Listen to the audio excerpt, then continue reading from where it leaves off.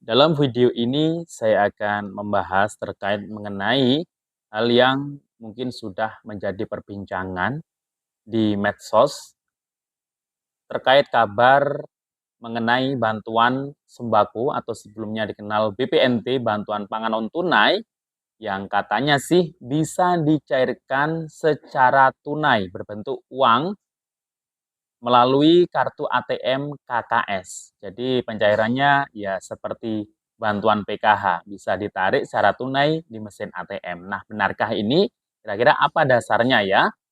Terkait mengenai hal tersebut, jika memang benar adanya. Nah, simak terus videonya sampai akhir. Jangan kemana-mana, kita intro.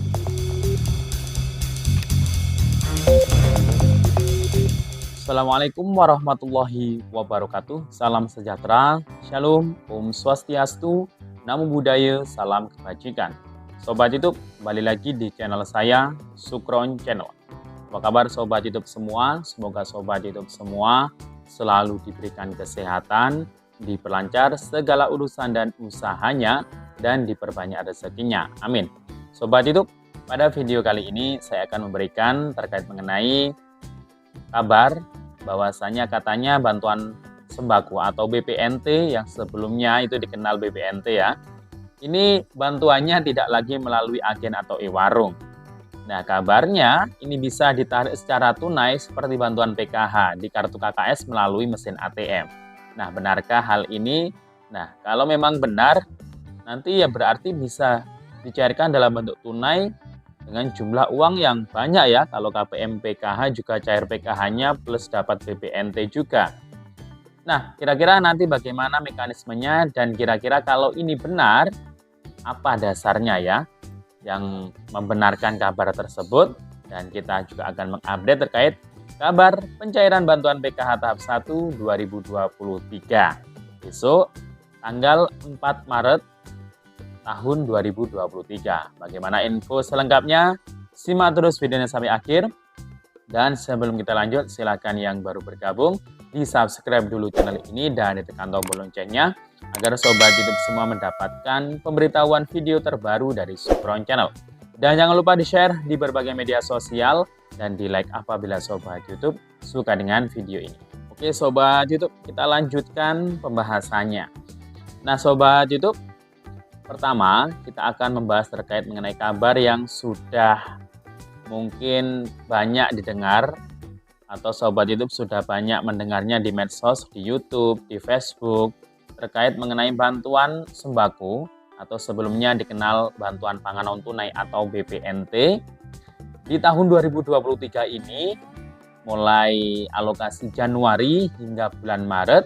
Nah, ini kabarnya bantuannya ini untuk pencairannya di sebagian besar daerah itu tidak melalui PT Pos, tapi melalui kartu KKS lagi. Jadi Bank Himbara selaku penyalur mentransfer saldo bantuan ke kartu KKS. Nah, di tahun sebelumnya cara untuk mengecek atau melihat saldo bantuan di kartu KKS itu hanya bisa dilakukan melalui agen atau e-warung yang sudah ditunjuk oleh bank penyalur di daerah tersebut. Ya, jadi saldonya hanya bisa dicek di agen atau e-warung di tahun-tahun sebelumnya dan langsung bisa dibelanjakan dalam bentuk sembako untuk saldo BPNT setiap bulannya Rp200.000. Nah, untuk tahun ini nominal bantuan sembako atau BPNT ini tetap sama per bulan Rp200.000. Nah, artinya kalau bulan Maret ini disalurkan, nah jadi dapatnya KPM yang dapat BPNT atau sembako itu langsung dapat Rp600.000. Seperti di tahap terakhir di tahun 2022. Tapi tahap terakhir 2022 itu kan melalui PT Pos.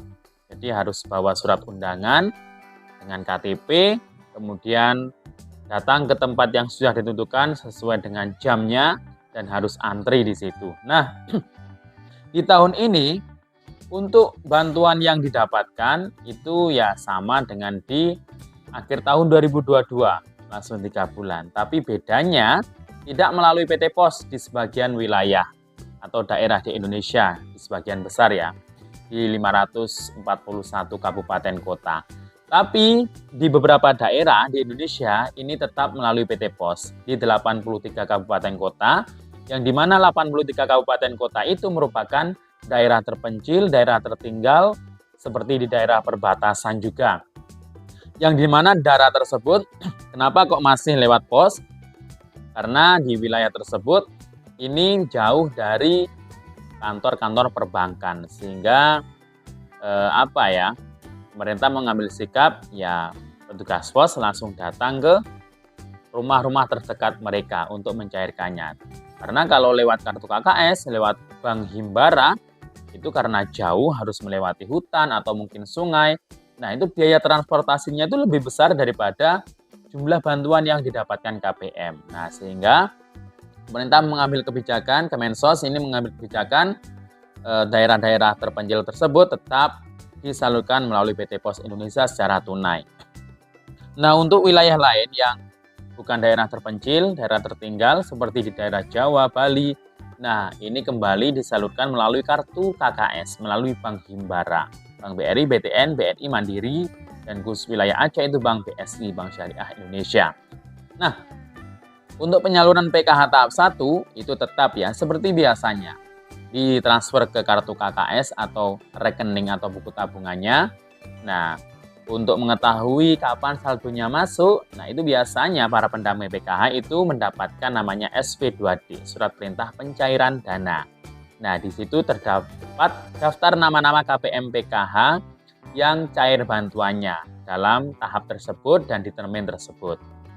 Nah, kalau KPM sudah dapat kabar dari pendamping bahwa sana namanya sudah ada di SP2D dan suruh mencairkan, ya silakan cairkan saja, bisa di agen, bisa di kantor mesin ATM terdekat. Nah, itu ya.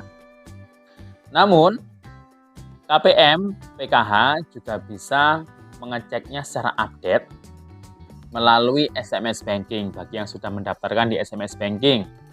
Kemudian kalau untuk mandiri penyalurnya itu biasanya bisa didaftarkan di mobile bankingnya. Ya, itu bisa mengecek sewaktu-waktu jika ada saldo masuk pasti terlihat kok di situ. Jadi malah lebih update di situ ya. Nah, kemudian terkait mengenai kabar PKH tahap 1 ini memang sampai detik ini belum ada kabar ya. Ya semoga saja mungkin mulai minggu depan. Kalau saya sih prediksinya ya sebelum hari Ramadan atau hari puasa ya. Moga-moga ya minggu-minggu depan ini ya sudah mulai disalurkan karena sudah ada kabar BPNT-nya sudah mulai proses dan siap disalurkan bagi di 83 kabupaten kota yang di daerah terpencil dahulu ya yang lewat pos. Kalau lewat Bank Himbara ini kayaknya ya siap-siap sudah memproses ya. Nah, kita doakan saja semoga secepatnya. Dan kemudian kabar terkait mengenai BPNT atau sembako yang dicairkan melalui kartu KKS, ya tadi ya sudah saya jelaskan sama seperti di pencairan PKH ya, sama seperti pencairan PKH. Saldonya itu sekarang masuk ke kartu KKS dan sepertinya ini bisa dilihat di mesin ATM dan bisa dicairkan dalam bentuk uang tunai. Jadi misal KPM PKH di tahap 1 ini ada yang bantuannya dapat mungkin komponennya banyak, ada yang dapat 2.600.000 mungkin, kalau ditambah BPNT juga berarti dapatnya ya Rp3.200.000 ya dalam bentuk uang tunai yang bisa ditarik. Tapi yang 600-nya itu karena bantuan sembako atau BPNT, nah itu wajib dibelanjakan dalam bentuk sembako. Walau saat ini tidak secara langsung digesek di agen atau e-warung yang harus dibelanjakan sembako di sana, tapi walaupun KPM ini menarik tunai di ATM untuk bantuan sembako atau BPNT-nya, nah uang tunai yang ditarik itu ya tetap wajib dibelanjakan dalam bentuk sembako ya, beras, telur, seperti itu, kemudian seperti daging, sayur-sayuran, buah-buahan, nah itu yang penting sembako. Haram hukumnya dibelikan rokok, kemudian minuman keras itu haram ya, apalagi buat kredit sepeda motor atau mungkin membayar atau mungkin membeli perhiasan, ini sangat tidak diperbolehkan. Kalau seperti itu berarti ya sudah sudah tidak butuh bantuan lagi untuk kebutuhan pokoknya berarti ya. Berarti sudah sejahtera dan siap untuk digraduasi, siap untuk dikeluarkan. Kalau KPM saya ada yang seperti itu, ya berarti sudah kaya orangnya dan harus dicoret dari kepesertaan penerima bansos. Kalau bantuannya dibuat untuk hal-hal yang bukan kebutuhan pokok ya, bukan untuk sembako. Khusus bantuan sembakonya itu tadi. Kalau untuk yang PKH ya, untuk keperluan PKH yang punya komponen anak sekolah untuk biaya anak sekolahnya, perlengkapan, uang sakunya itu bisa. Kalau anak balita atau ibu hamil ya untuk memenuhi gizi kesehatan anak balita atau ibu hamilnya tadi. Oke, demikian informasi dari saya. Sampai jumpa di video saya selanjutnya. Assalamualaikum warahmatullahi wabarakatuh.